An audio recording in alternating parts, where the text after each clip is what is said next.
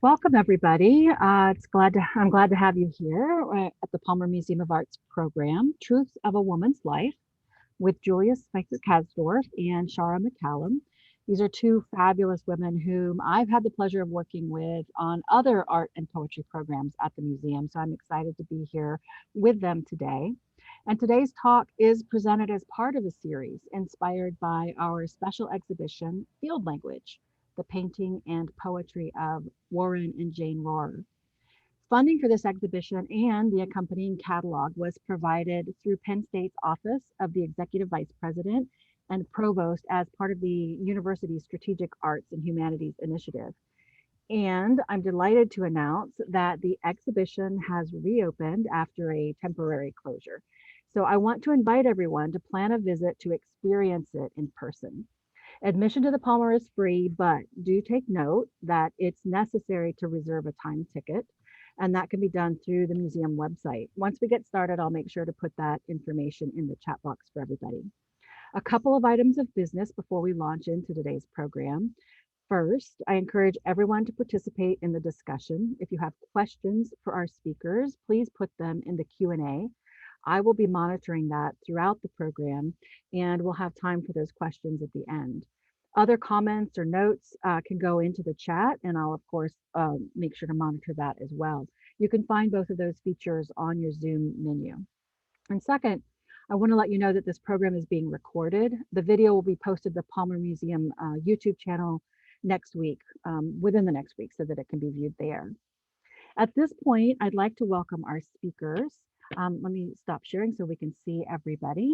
And I'm going to provide just a brief introduction before I hand the program over to them. I'd like to start with Julia Kasdorf, who's a professor of English and creative writing. She's also a poet who has published 4 books of poetry: Sleeping Preacher, Eve's Striptease, Poetry in America, and Shale Play, Poems and Photographs from the Fracking Fields. Her interests center around the relationships people have with the communities and places they come from, and her writing is often concerned with social and environmental justice. Along with Christopher Reed, Julia is one of the co-curators of the Field Language exhibition. She's worked with us at the Palmer over the course of multiple years to bring this project to fruition, along with the lovely catalog. Julia, do you have a copy of the catalog you can hold up? Because I do not. Okay, we'll show it to you in a moment. Oh, here it is, 2 copies to see, along with this lovely catalog that's available for sale in the museum store. Also, the online digital companion to the exhibition and a host of public programs, including this one. So it's been very lovely working with Julia on this project. Turning to Shara McCallum, also a professor of English here at Penn State. Originally from Jamaica, Shara is the author of 6 books of poetry published in the US and the UK, including No Ruined Stone and Mad Woman, which was a winner of the 2018 OCM Bocas Prize for Caribbean Poetry and the 2018 Moton Book Prize from the New England Poetry Club. McCallum's work has appeared widely in the US, the Caribbean, Latin America, and Europe. She's the recipient of a Witterbiner Fellowship from the US Library of Congress and a Poetry Fellowship from the National Endowment of the Arts, among other awards. Very impressed and so pleased to be here with both of you today to guide this exploration and discussion of the poetry of Jane Rohrer. So I would like to turn it over now to Julia and Shara. Okay, thank you. Thank you, Brandy. First, before I start, I would like to pause, take a breath, and remember that State College and Lancaster County are both located on the ancestral lands of the Susquehannock peoples, who were persistently exiled from these places by settler colonialists. We make this acknowledgement to honor these people, their ancestors and descendants, as well as the Lenape, Shawnee, and Haudenosaunee peoples, and to honor the land itself. We hope that this exhibition will inspire all who see it to look at the land and to better steward the places they inhabit. And second, I want to say that yesterday I got to see the exhibition for the first time with Chris Reed and my family, and it was amazing. And I think it's due in great measure to the work of our third curator, Joyce Robinson, the assistant director at the Palmer Museum, and also the director, Aaron Coe, who faced enormous challenges this winter, and I'm very grateful to them. And I'm also grateful to Brandy and her crew who have facilitated these talks that have included so many people. And finally, I'm very happy that my colleague Shara McCallum has joined me during one of the most busy and hectic times in the semester. So a lot of gratitude. And I have a lot of gratitude, not just for Jane Rohr's poetry, but also for her life, the example that her life has given me. And so for my part, I'm just going to share a little bit about Jane's biography, and I'm going to do that with images. So I'm going to share my screen, and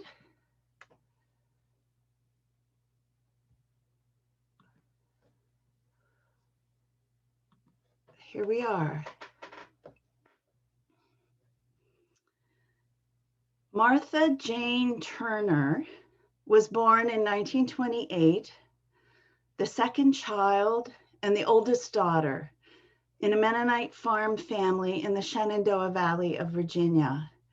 That's Jane on the right in front of her mother.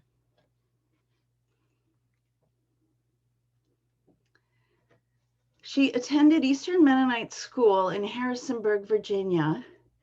And this photograph is taken of all the students who were involved in the newspaper and the yearbook. And I love it because it shows the range of attire at this time, which is a fairly conservative time in Mennonite culture. And there's Jane behind the mascot of the school newspaper next to a young woman who was dressed in a far more conservative manner. In the fall of 1948, at the age of 20, she married Warren, who continued his studies at Eastern Mennonite and nearby Madison College. But as was typical at the time, Jane dropped out of college and got a job as an administrative assistant in the dean's office. 2 sons were born 4 and 5 years later, and the family moved to suburban Philadelphia, where Warren taught art, and in the summers he studied at Penn State. In 1961, the Rohrs moved to a 12-acre farm in Christiana, eastern Lancaster County. And in those years, Jane was a very busy mother and homemaker. Here she is in front of her garden, which happened to be across the lane from the barn, which Warren had converted into a painting studio. I love this photograph. This was taken in 1972. That year, Warren stopped teaching in order to paint. The couple traveled for 7 weeks in Europe looking at art. Jane was reading and studying poetry, including the works of Anne Sexton and Sylvia Plath and a lot of the modern American poets. This was a time of personal and social change like our own. A time of civil rights reckoning, consciousness raising, and environmentalism. It was a time as transformative for Jane as it was for Warren, but in different ways. Warren would look at a pond or a field and create an abstract painting that was mostly about, as he said, the effects of paint or the stroke, whereas Jane would use everyday vernacular language to name and resist and celebrate the truths of her experience so that she could, in her words, handle it. In addition to taking poetry classes at Temple and the University of the Arts, She joined a serious community workshop, and here you see an announcement, that's Jane there on the left, of a reading that they offered in Lancaster City in 1976. Russell Culver, who has loaned 2 paintings in our exhibition, was also a member of this group. 2 years after this reading, 1978, Warren was diagnosed with leukemia, which led to the decision to sell the farm and move to Philadelphia. They bought this former barn that was then the former home and studio of muralist Violet Oakley, and Jane worked with architects to update and create a home in the lower level, while the upper level was Warren's studio. This photograph from the early 90s reminds me of something gallerist Sue-Yen Locke said in an interview for our digital companion. She said, Jane was always there in the background. And she meant in the background of Warren's career, but as a truly active agent in it. This snapshot was taken in 1993 at the last one-man show that Warren would be able to attend at Locke's Gallery. And the painting behind them there is Broadway Boogie Woogie, which you can see in our exhibition. This was around the time that I met the Rohrs as part of a small group of Mennonite people, all much older than I, who were gathered together by Lois Gray to discuss the relationship between creativity and our conservative upbringings. And there's a link that I think Brandy is going to put in the chat to an article that was recently published about that group. As a young poet, I found the Rohrs' example inspiring. And I'm really hoping that this exhibition demonstrates that wherever a person stands or comes from, it's a worthy location from which to learn and create literature and art. With Warren's passing in '95, Jane wrote poems as she always had, to handle things, to grieve, and eventually to claim a life of her own. Her first collection of poems, Life After Death, was published in 2002 when she was 74 years old. Her brother was able to give her opportunities to travel in these years, and her poems reached to the world beyond family and farm. This is Jane in 2004, after Anne Hostetler on the right edited the first anthology of Mennonite poetry, and we met in Philadelphia to launch the book at the University of Pennsylvania. And you can see Warren's painting Yellow Yellow behind Jane's head there. That painting is also in our exhibition. And this is Jane now. I'm pretty sure she's listening into us. You can hear her read a couple of her poems in the sound domes at the exhibition, and you can see more of her poems and hear her read in the video titled Back and Forth. And Brandy's gonna stick a link to that video. And I urge you to listen to the video the whole way through. After the credits, there's a little PS from Jane at the end. In conjunction with Cascadia Publishing House, we've published Acquiring Land, the book on the right there, a chapbook of Jane's later poems. It's available at the museum shop or through online booksellers, and we'll give you a link for that too. And a few copies of her first book are also available in the museum shop. And now I'm going to turn things over to Shara with one question to get her going. And that is that we did a lot of work in this exhibition, sometimes I think maybe too much work, to ground it in the background material culture that the Rohrs came from, because they also really embraced the cultures of the wider world as they grew up. But I'm going to ask you, Shara, to begin by reflecting on, you're basically a poet and if you think about the introduction, who has very little in common with the background of this poet in many ways. But I'm just curious what you see in the work of Jane Moore. Thank you, Julia, for the question and for also inviting me to be part of this conversation. I want to thank you, first of all, for introducing me to Jane's work in the first place. I'm going to answer the question best, I think, by speaking to the 3 poems that I've chosen to read and to talk a bit about. But I will say something I was thinking about while you were giving her biography. What really struck me is the photograph you said you loved. That photograph was taken in 1972. That is the year I'm born. So when Jane begins writing poems, is roughly the age I am now. And that really struck me because the thing I felt when I first read her poems is the voice of this woman speaking to me. So yes, I think it's true that our biography couldn't be more different in many ways. On the other hand, the way that poetry and voice and poems like this that are so driven by intimacy of tone really move me is as a reader who wants that kind of communion with another. And I think that's what her language offered from the first time I heard it. Particularly the woman that I'm hearing in these poems has something to say to me as a woman still, born in a different time, in a different place, coming out of a different geography, a different background, racially, ethnically, all of those are true, but I still hear this voice and I want to keep listening to it.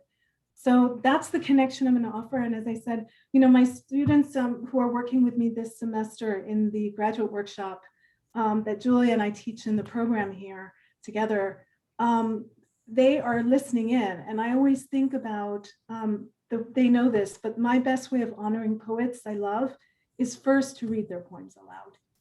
Mm-hmm. So I'm going to start each of the conversations about these 3 poems first by reading them and then saying what it is that invites me into them so much. The first is in the kitchen before dinner. The winter sky past the feeder, beyond the wood of straight trees and the field rising to the ridge, is unnervingly delicate. But you are acquainted with the country and you know poems. You've heard this. Years and years, I've looked out from this window, stirring. Straight out of the sun, a cardinal swoops to the feeder, his sweep, not his shape, the unstrokable wing of art. Seeing that, I want to tell you, the sun of poems is on the snow, on the slope past the wood to the pond. What I see at 5 o'clock, it marries the music from my living room. It is not that simple. I cannot explain it. Saying that, I think I cannot ever leave. I'm grounded by attachment. I'm rapacious for facts. That bowl, his gloves on the chair, holding each other. These I can explain. So I mentioned the intimacy of this voice, and I could say that I wish I'd had this poem when I was a young mother in Lewisburg. So while I'm not from Pennsylvania, I have lived here for 20 years. I know the cardinal. I know that swoop. I have stood at my kitchen window looking out at the maple tree to a landscape that is not originally my own, but that I've had to find myself in. And I wish I'd had this poem because, especially as a young mother, I was really struggling to find the poetry in domesticity.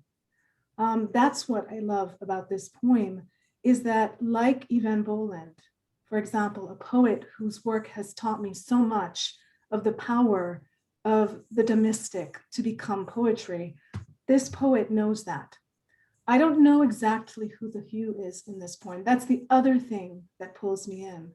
But I want to believe that it's either the poet speaking to herself, a version of herself, or maybe she left this poem as a gift for me, so I could be that you.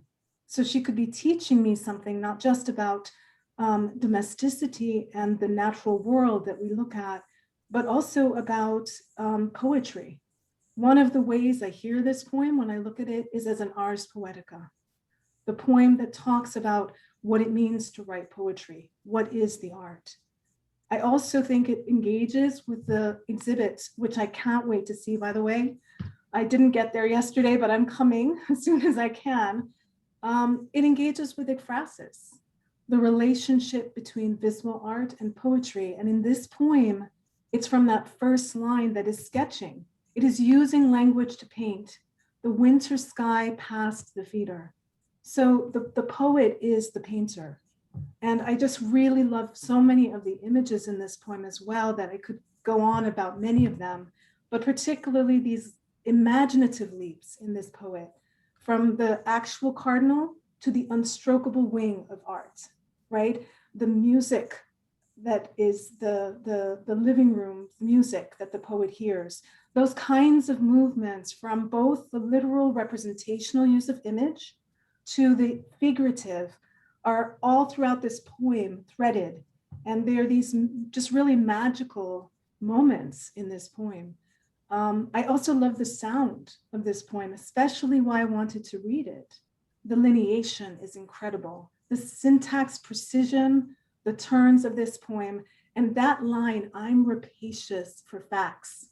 You know, my husband teases me that everything is a rhyme for me, but I'm sorry, rapacious and facts. I can hear all those echoes of sound.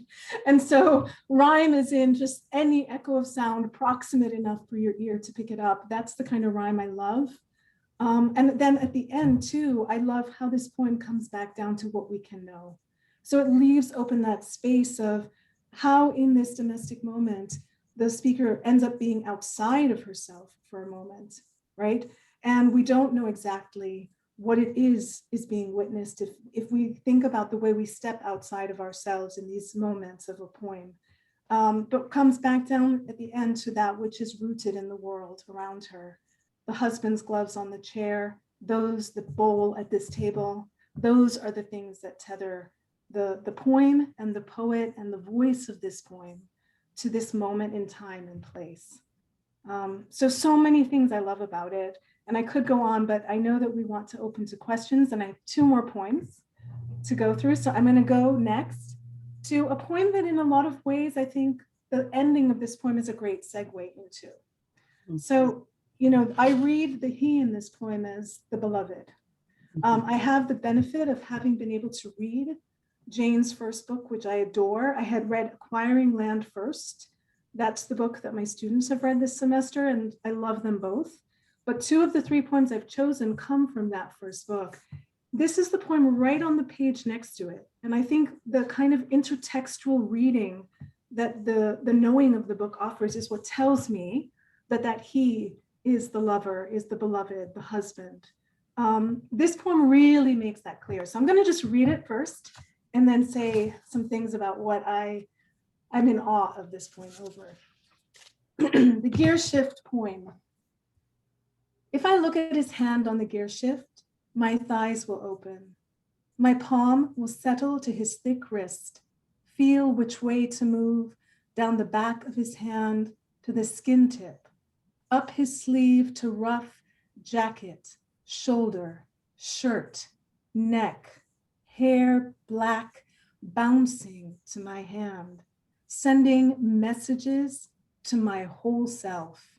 Here in the car, after 28 years, it is still happening. If his hand ever, now gliding level first to window, then to radio, lights, I will stroke it, thinking yes, and wanting not to cage him in habit. I don't know if I could read this poem and do it justice. I think this is one of the sexiest poems I've ever read. I love the fact that the poem is unabashedly about a woman's desire, and particularly looks at the body of the male in a way that we seldom see in poetry. The 2 poems that I can think of, Sharon Olds' Monarchs come to mind. Also, Molly Peacock's poem, The Purr, right? but it's so rare. I had to, and I hope there's more, and if people want to add them in the chat, please do. But there's so few poems in which a woman is admiring and looking at the male body and the male form. And I think that's one of the things that I really just keep wanting to read this poem for, is it's radical. It's a love poem. It's a poem about sex, desire, love, and also that it's after a long time of marriage. You know, again, I keep coming back to Evan Boland a lot when I'm reading Jane's poems and thinking so much about Evan's Against Love poetry, that collection, where she's dealing with this question of, after you've been 28 years with somebody, how do you still have that kind of initial flame reignited? It's just very much like the first poem. Her poems invite me, Julia, to sit in them, to stay inside of this moment with her. And I just want to read them again and again and again. And for me, that's one of the best measures of a poem is, am I in it the whole time? Is anything throwing me out or distracting me? No. Do I want to keep reading this poem? Yes. Do I really want to read it to other people aloud? Absolutely.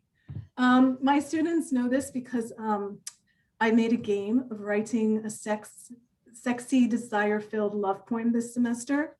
I said the show Bridgerton was getting lots and lots of viewing in January, so I made an award in my class. If you could write the poem that was the Bridgerton poem, you knew you had done it, right? I think this is one of the best Bridgerton poems I've ever read, and I am so happy to get to share it today and marvel at the way in which a love poem can be this radical.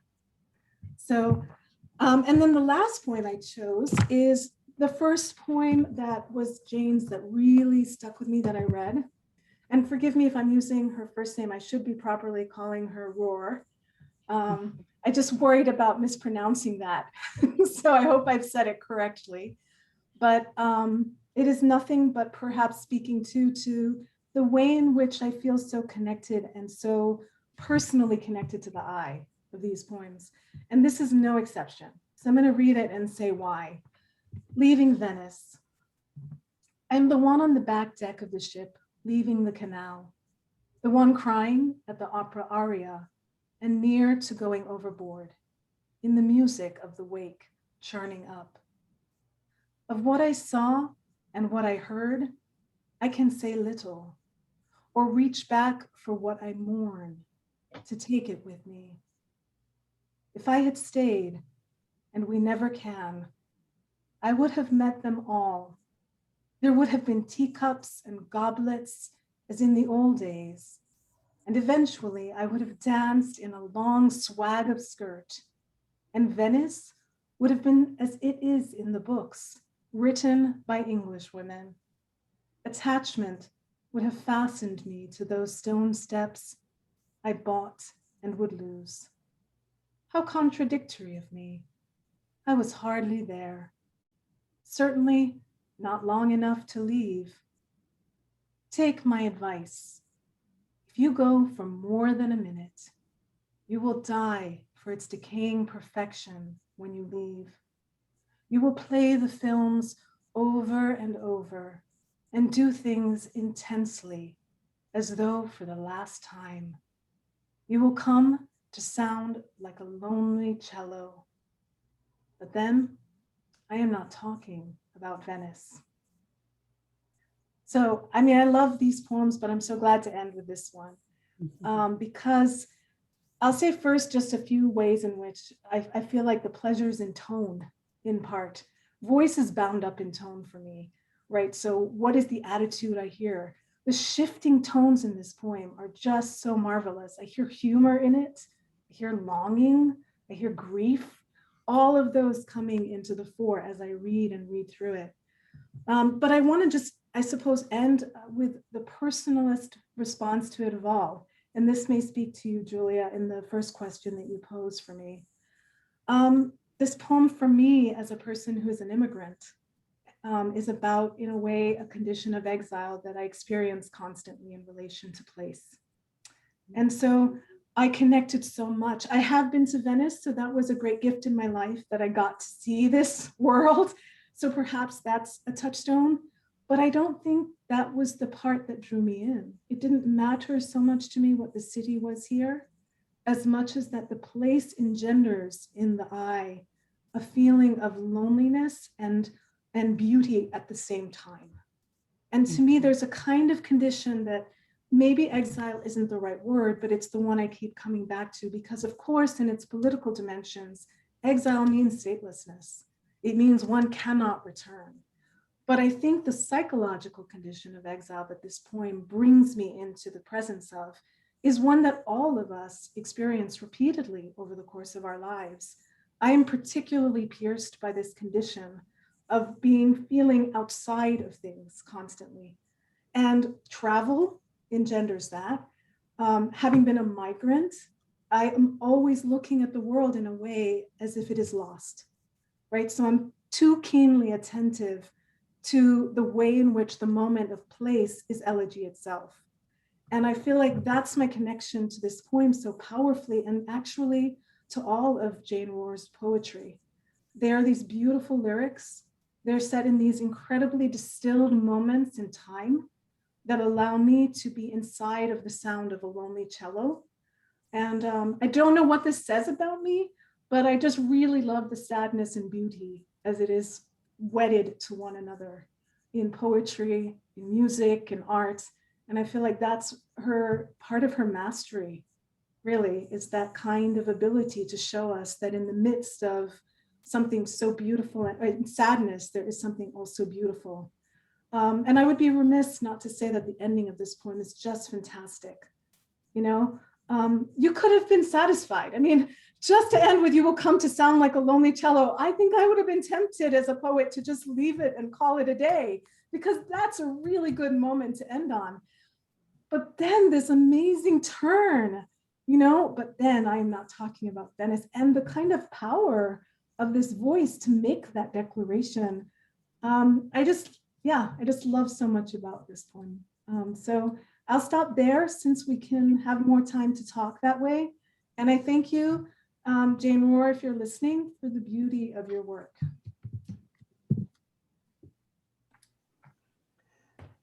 Lovely. Wow. This is quite a treat just to hear you talk and share your ideas, Shara. I mean, you bring so much to these poems that I, not being, trained in poetry, so appreciate, and just brings that sort of wealth of meaning and emotion to it. And it's always a treat for me to hear you, and Julia as well, but I really appreciated that and getting that inside look. I want to definitely ask our audience to, bring us questions, put them in the Q&A, and I'll kind of start managing those. Julia, did you have any comments you are interested in contributing at this point? I would like to respond to, well, thank you, first of all, Shara. That was really lovely, beautiful, appreciative reading. But the final remarks, I was so struck by your talking about the position of an exile, of being somebody who's displaced. I think that is very much a quality in Jane's work, even when she is writing about being on the farm. And I think it has something to do with the fact that both she and Warren were the first people in their families to no longer be farmers. And in many ways, that was emancipating, like migration can be. But in other ways, it's a loss, it's a change, like every change. And that might be me, that might be through my lens, as my parents were still on farms and I'm not. But I do think that your sense of displacement, it's not just something you're bringing to the work. I think there is, and also that collection, Life After Death, is really inflected with elegy. Yes. And elegy and exile from the land. I mean, the pastoral poetry was written in cities, right? In Alexandria, after the shepherds left the countryside. And I think at the very beginning, and I think there is something about, it's not the shepherd sitting out there with the sheep writing. It's somebody who left there and is remembering, looking back. And so I think there always is this tone of loss when people leave the land. So anyway, but I'm going on. Thank you. And I see questions. Yes. So, first question here from Andrew Weller. Do you find any answers in Jane's work about the tension between the poet and their landscape? We started this discussion recognizing the complexity of our area's history, and then we ended with leaving Venice. I'm curious how these two ideas interact for you all, the panelists. Well, I guess I could just say, first of all, I love what you said, Julia, because I always trust you have such a depth of history and knowledge of history and culture in this area. So I think that those things affirm my sense that if I'm connecting with some of the more emotional elements of it, that there is underscoring that, a layering of history into the poems. And I really love that reading. To Andrew's point, and Andrew, thank you for your great question. I think that every word is an elegy to the thing it signifies. So as poets, in a way, we're always writing elegies. Every poem is bringing into the poem something that is not there. Language is elegiac in that sense. And particularly with places, because they aren't actually fixed in time. And so when I'm, for example, thinking about what you're saying, Julia, I think about, my own Kingston, that is such a touchstone for my own experience as a human being and as a poet. And I can never go back there. I go back to Kingston, actually. I still have family there. There was a big chunk of years where I didn't go back. But actually, the place that I want to go back to, I simply can't because it doesn't exist anymore. Mm-hmm. And so part of the desire to keep writing about this place, and I think that connects to Jane's work deeply to me, is to keep it alive for you. It's the function of elegy, right? It's to keep alive the person you have lost, if no other way through the poem or through the grief you are articulating that helps to tie you to them. So, I mean, I think there's many things one could say, but I would say in her work, there is that sense of the land coming in as elegy or tied to it, because the place I suspect that's being returned to, even if it's just outside of your kitchen window, won't be there 5 minutes from now. The light will change, Yeah. There's another question that I think builds on these ideas from Danielle Ryle. Does the feeling or experience of dislocation encourage that double ending in quotes that Shara commented on in the Leaving Venice poem, form, function, etc.? Julia, why don't you take this first so we can kind of go back and forth? Yeah. So the double ending is like, there's the cello, and then there is this statement that comes in. And this is something I see a lot in Jane's poems, where it's almost like another voice. It's like the poet commenting on herself. And it's hard for me to separate reading that poem from knowing the person, who's kind of spunky and irreverent and in real life, and that ends up in the poems with these comments that come in. I think that comment, on the one hand, like the flat reading would say, she's saying to us, listen, this is also a metaphor. This is a fact, and this is a metaphor.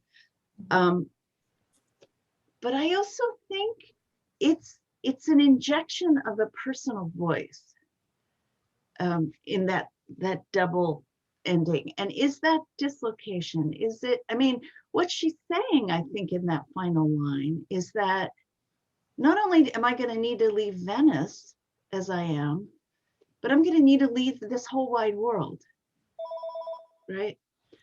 And so I think, and Danielle's question is asking, is there a connection between displacement and the second ending? I'd like to just riff on that for a second and say that I don't think it's because you know Jane that you hear that. I mean, I can't for sure say that, Mm. But what I was referring to about the tones in these poems that are so marvelous has everything to do with that. To me, like, I don't know another word for it. She's a masterful poet who manages tone gorgeously.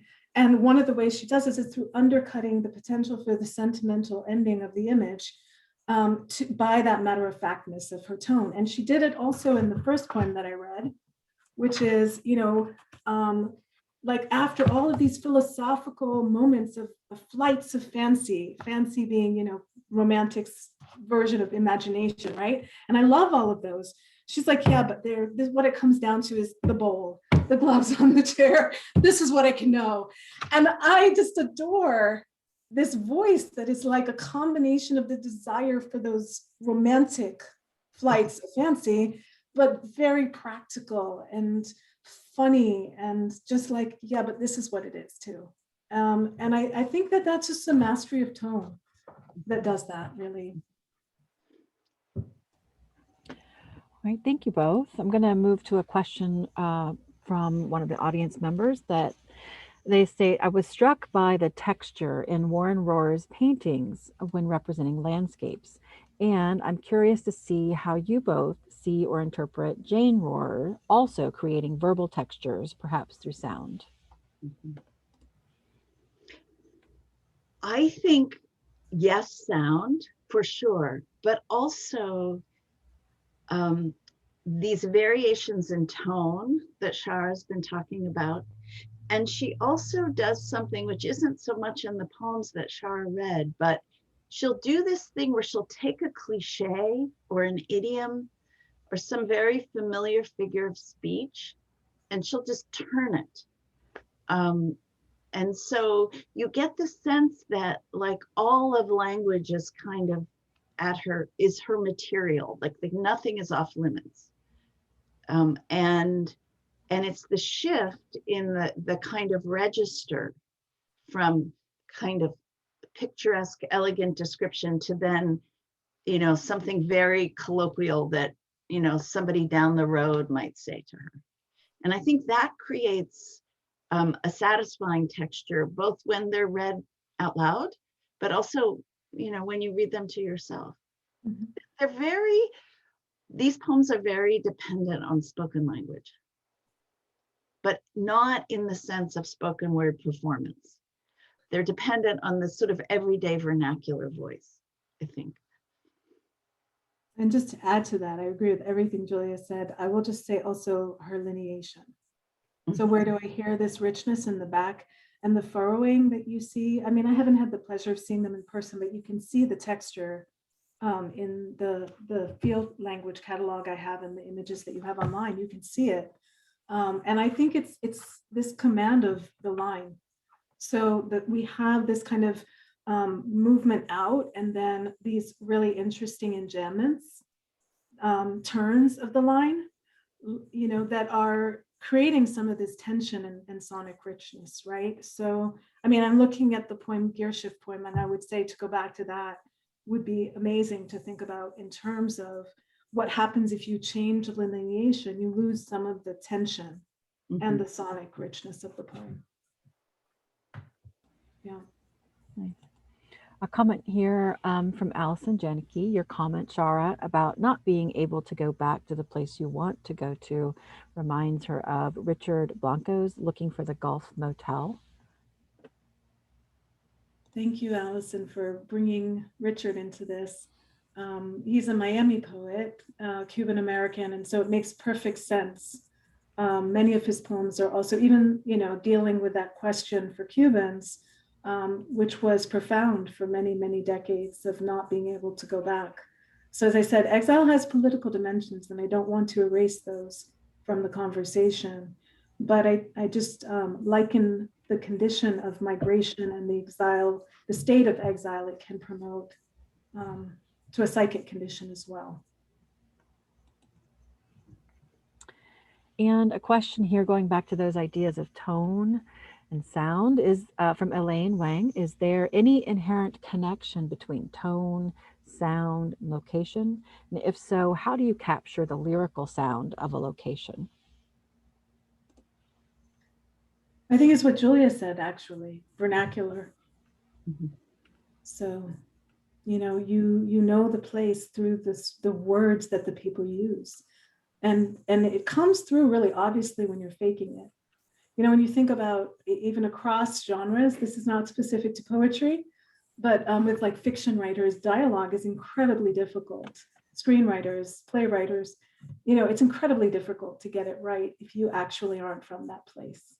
Mhm. And so that's one way in which sound and tone linked to place come through is vernacular speech.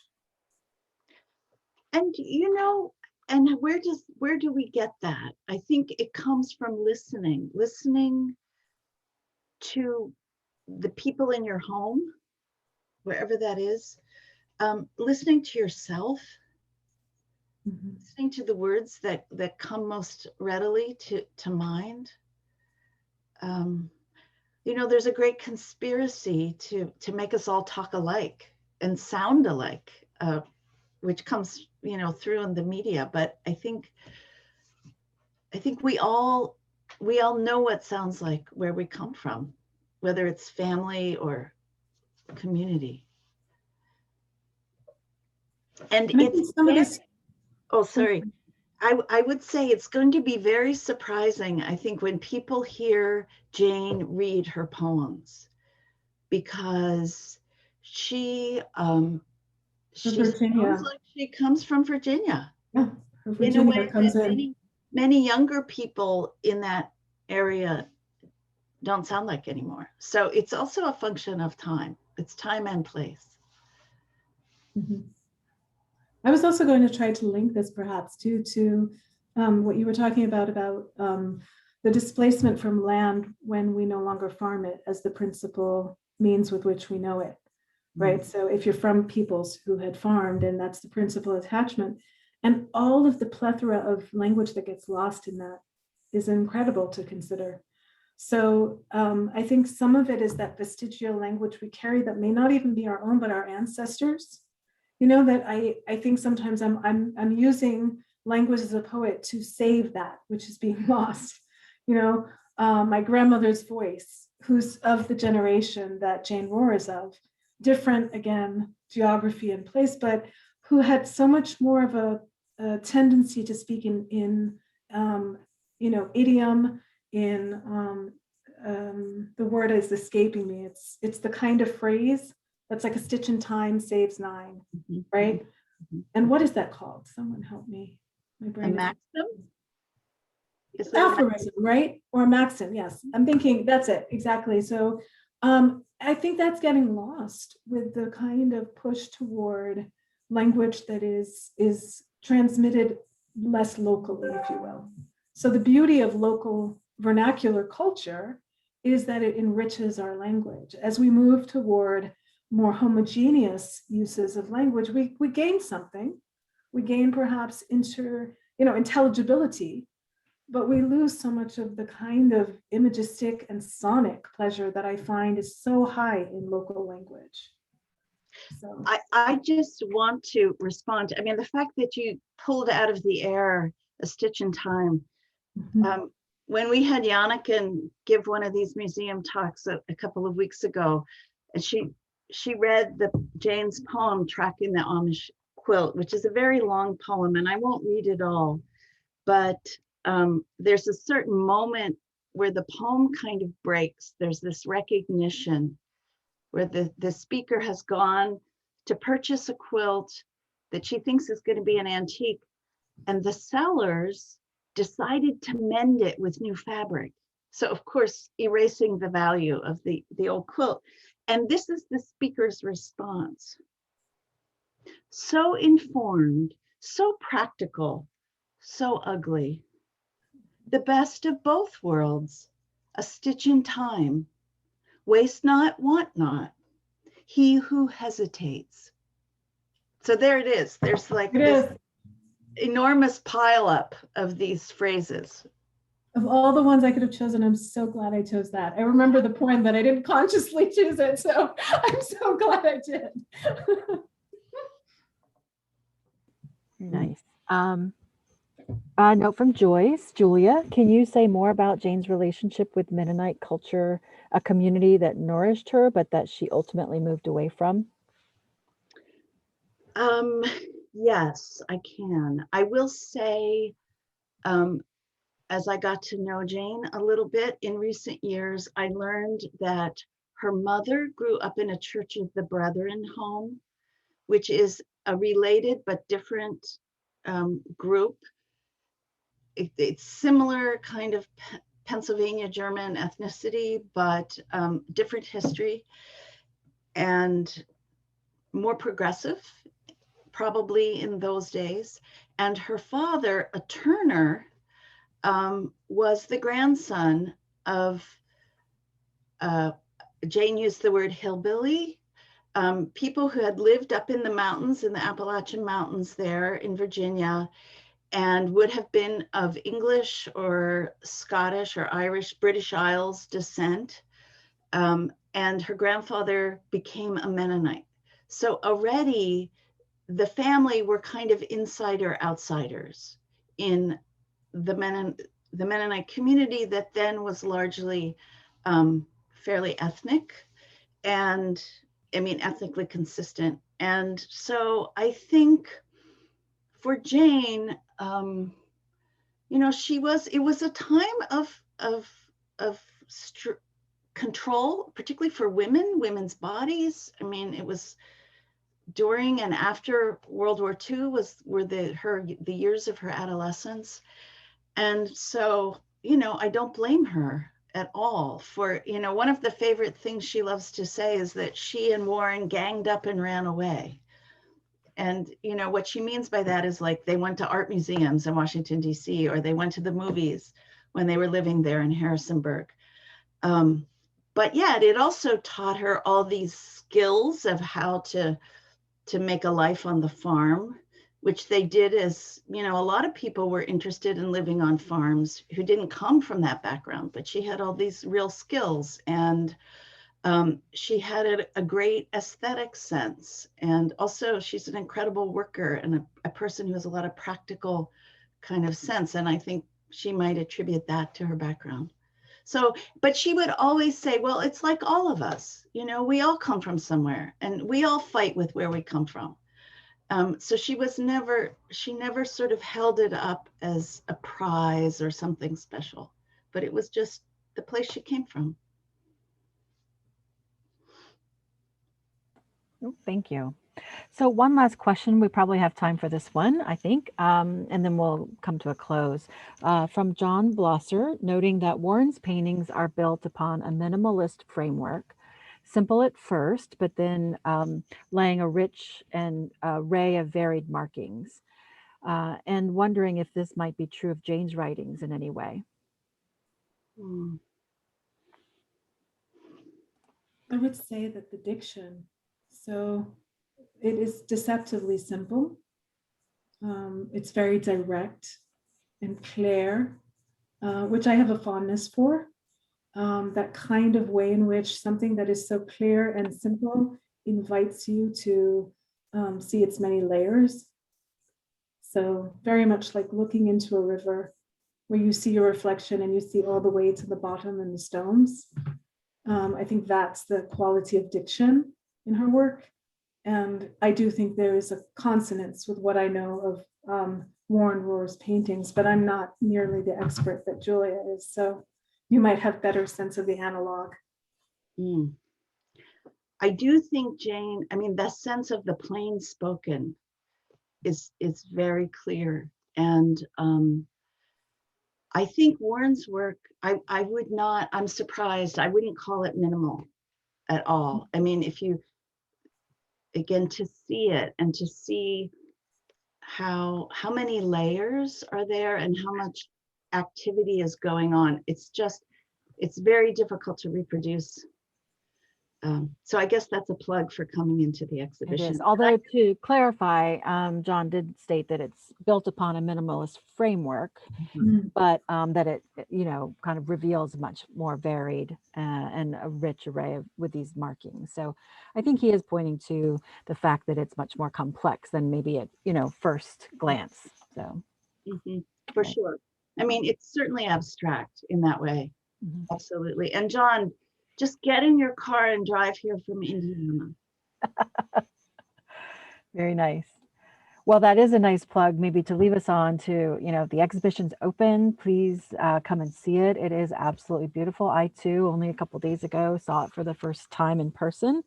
And even though I've been appreciating the high res images to work from remotely, it's definitely different in person. The materiality of the paint, just the glinting nature of the light and the way those strokes pick it up. I think there's that same experience there of having, in person and in visual as that we had today with Shara reading these words by Jane Rohr and really bringing the beautiful rhythm, the flow, the tone that you spoke of, and kind of helped us to connect with even better. So I do think that it definitely deserves an in-person look. And while you're there, you'll hear more poems by Jane and see them on the walls as well.